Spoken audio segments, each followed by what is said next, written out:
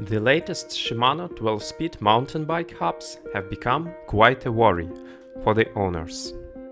Unless these hubs are frequently serviced and greased, they produce nasty creaking noise under load.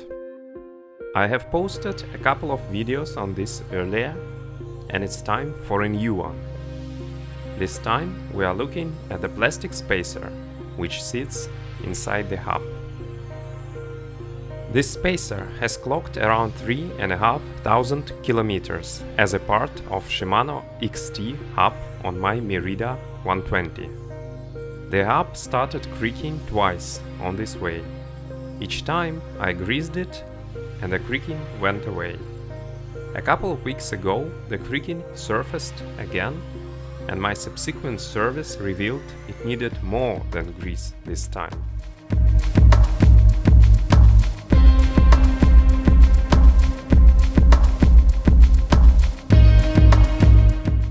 The spacer is obviously worn out. Some legs are completely gone, while many others are either very thin or damaged. This was not a surprise, frankly. From other riders I've already heard reports on worn and broken spacers on these hubs, and for this reason I bought a spare spacer in advance.